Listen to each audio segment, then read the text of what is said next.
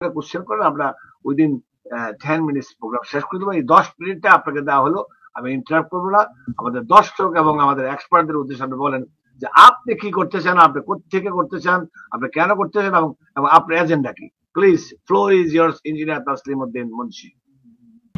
হ্যাঁ, আপনাকে অনেক ধন্যবাদ। আমি এতক্ষণ মনোযোগ সহকারে আপনার কথাগুলো শুনতেছিলাম। আমি এত খুশি হয়েছি আজকে, আমার এত ভালো লাগছে যে আমার এত দূরে থেকেও আপনার মতো একজন মানুষ আপনার এই টেলিভিশনে এত সুন্দরভাবে দেশের প্রেম, দেশপ্রেম, দেশাত্মবোধ আপনি তুলে ধরেছেন।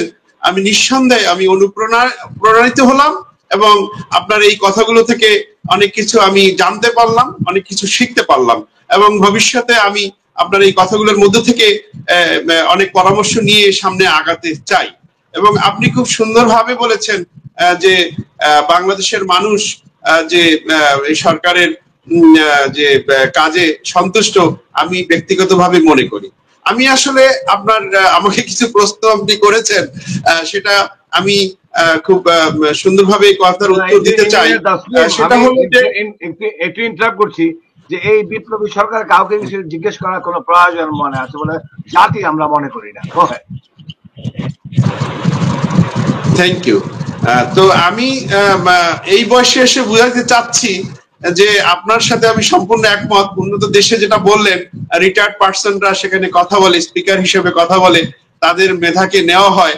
তো একটা দেশের রাজনীতি করতে হলে, একটা দেশের নীতি নির্ধারণ বিষয়ে জ্ঞান রাখতে হলে তাকে একটু ম্যাচিউরড হলেই ভালো হয়। তো আমি এখনো সেরকমের ম্যাচিউরড বলে নিজেকে অতটা মনে করি না। তবে বাংলাদেশের আবহাওয়া, বাংলাদেশের প্রেক্ষাপটে আমার যে বয়স, এই বয়সে এসে আমাকে মনে হয় যে আমি এখন একটু ভুল কম করব। আমি আমার এলাকার মানুষের জন্য কাজ করতে গেলে আমার ভুল হয়তো বা কম হবে, সেই কারণে। আর আমি এই সময় এসে মানুষের জন্য কাজ করার যোগ্য সুন্দর সময় বলে আমি মনে করি, নিজেকে মানসিক এবং শারীরিক প্রস্তুত বলে আমি মনে করি। সেই কারণে আমি আমার দেশের মানুষের তথা আমার নির্বাচনী এলাকা 126 নলছিটি ঝালকাঠি 2 আসন, আমার এলাকার দক্ষিণবঙ্গের মানুষ। আমি দক্ষিণবঙ্গ, আমি আমার জেলাটাকে আমি যদি কবিতায় বলতে চাই, আবার আসিব ফিরে ধানসিঁড়িটির তীরে, হয়তো মানুষ নয় শালিখের ভেসে। হ্যাঁ, আমি সেই শালিখের ভেসে আমি আবার ফিরতে চাই আমার গ্রামে, আমার গ্রামের মানুষের কাছে ফিরতে চাই। আমার দক্ষিণবঙ্গ অনেক অবহেলিত একটা বঙ্গ। দক্ষিণবঙ্গের মানুষের উন্নয়নের ছোঁয়া লাগে নাই বললেই চলে।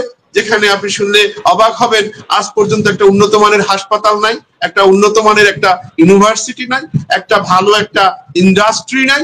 এই এলাকার মানুষ বর্তমানে অত্যন্ত উচ্চ শিক্ষিত এবং তারা অত্যন্ত আগানো। তো আমি যদি সুযোগ পাই, বাংলাদেশের মানুষ আমাকে যদি সুযোগ দেয় এবং এই অন্তর্বর্তী সরকার যদি একটি স্বচ্ছ, নিরপেক্ষ এবং গ্রহণযোগ্য একটা নির্বাচন করেন, তাহলে আমি আপনার অনুষ্ঠানের মধ্য দিয়ে আমি আশাবাদ ব্যক্ত করতেছি, আমি আমার নলছিটি ঝালকাঠির মানুষের সেবা করার নিমিত্তে আমি নির্বাচনে অংশগ্রহণ করব। আমার কোনো কিছু পাওয়ার নেই বা হারানোর নেই। এখন আমার কাজ আমার ঝালকাঠির মানুষের, অসহায় মানুষের পাশে দাঁড়ানো, তাদের অধিকার নিয়ে আমি কথা বলতে চাই। তাদের বিশেষ করে সাধারণ মানুষের, তারা গাড়ি বাড়ি, মন্ত্রী এমপি হতে চায় না, তারা ইন্ডাস্ট্রিয়ালিস্ট হতে চায় না, তারা এই টেলিভিশনে এসে কথা বলতে চায় না, বাট তাদের কথা, তাদের কষ্টের কথা, তাদের মৌলিক অধিকারের কথা, অন্ন, বস্ত্র, বাসস্থান, চিকিৎসা, শিক্ষা, সেই কথাগুলো তারা বলতে চায়। হয়তো তারা সেটা পারে না, আমি তাদের পক্ষ হয়ে আমি সেই কথাগুলো বলতে চাই।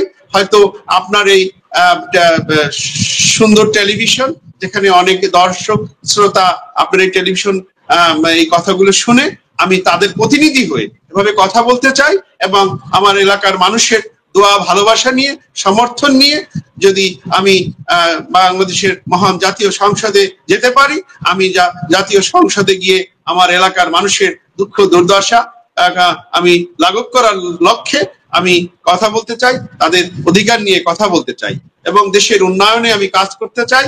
এবং আপনাকে আমি অনুষ্ঠানের মধ্য দিয়ে আমি আশ্বস্ত করতে চাই যে এই যে সরকার যে সংস্কার করছেন, সেই সংস্কার কথাটাকে যদি আমি অন্যভাবে সংজ্ঞায়িত করতে চাই, তারা আসলে এই দুর্নীতিগ্রস্ত দেশকে দুর্নীতিমুক্ত করতে চায়।